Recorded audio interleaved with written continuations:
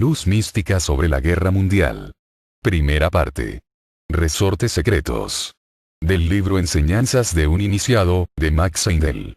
Es cosa sabida de los estudiantes de las enseñanzas rosacruces que como espíritus somos inmortales, sin principio ni fin.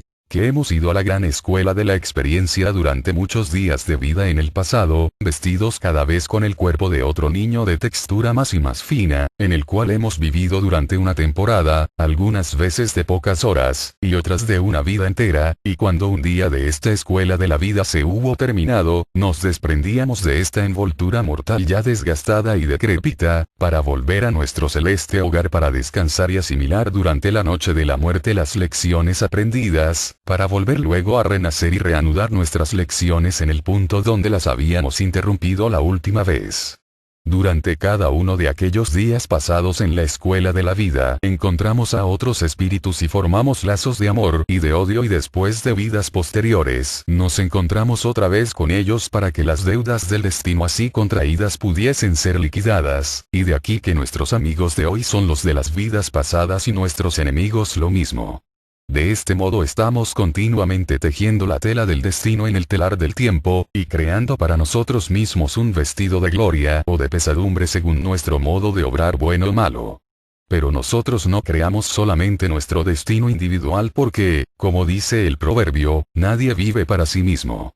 Estamos agrupados en familias, tribus, razas y naciones, y además de nuestro destino individual, estamos ligados por los destinos de la familia y de nación, porque estamos bajo la guarda de los ángeles y arcángeles que actúan como espíritus de familia y de raza respectivamente.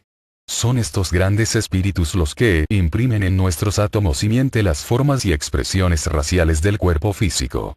También plantan los cariños y odios nacionales en los átomos simiente de nuestros vehículos más finos, porque el espíritu de raza está flotando como una nube por encima del país habitado por sus pupilos, y estos extraen toda la materia para sus cuerpos superiores de esta atmósfera.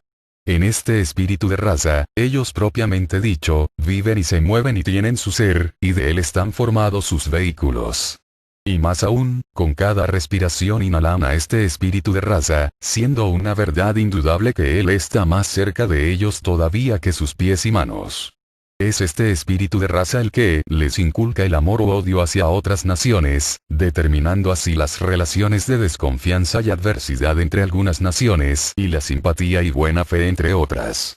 Según las enseñanzas rosacruces, cada espíritu renace 2 veces en el tiempo que tarda el sol, por precesión, de pasar por un signo del zodíaco, una vez como hombre y otra como mujer.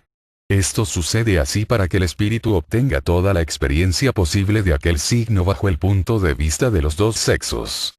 Existen muchas modificaciones de esta regla según las necesidades individuales de los espíritus, porque no es una ley ciega, sino que está administrada por grandes seres llamados ángeles del destino en la terminología cristiana. Es su deber observar el reloj del destino y notar cuando ha llegado el momento de recoger la cosecha del pasado, y esto se aplica tanto a los individuos como a las naciones.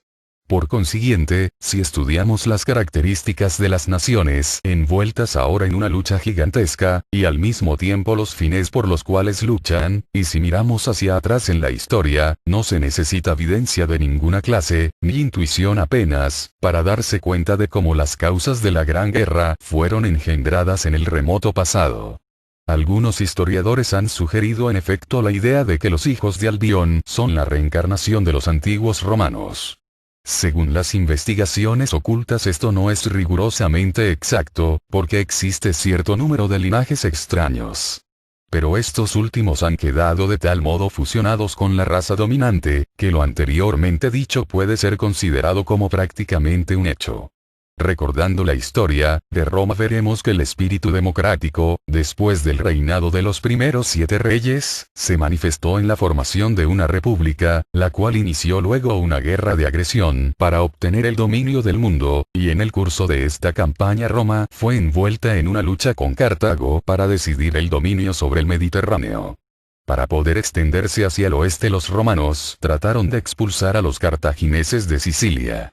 En aquella época Cartago era un gran poder marítimo, pero fue vencido por los romanos en el año 260 antes de la era cristiana.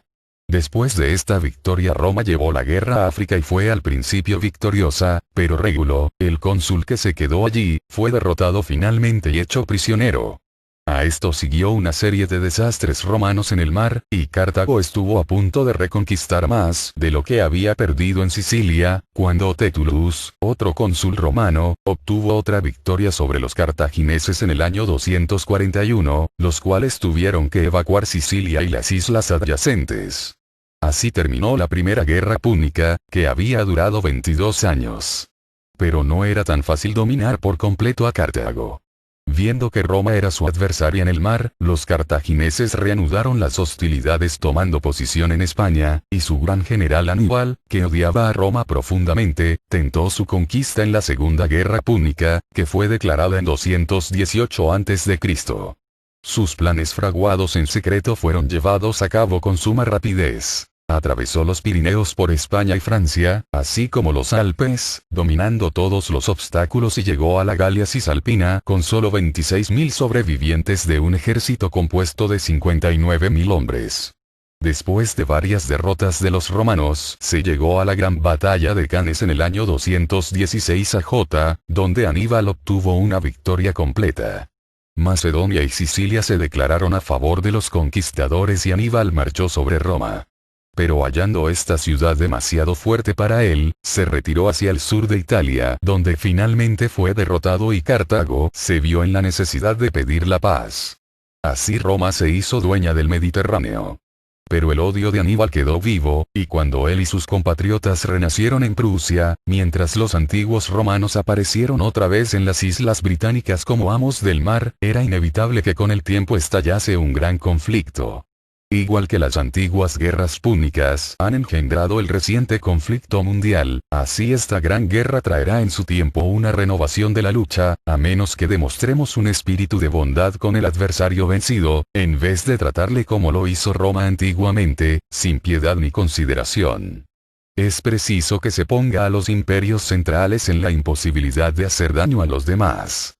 Es absolutamente necesario que el mundo quede asegurado contra una repetición de esta catástrofe, pero las medidas adoptadas para garantizar esta finalidad deben ser tales que no solamente aseguren la paz para esta vida, sino también para aquellos futuros días de vida, en los que nos encontraremos en otra apariencia exterior con aquellos con los cuales estuvimos hace poco luchando.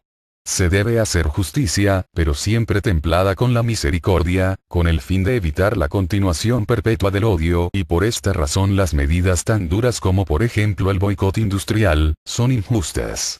Debería ser suficiente procurar que los imperios centrales no obtuviesen del comercio mundial más que una parte equitativa.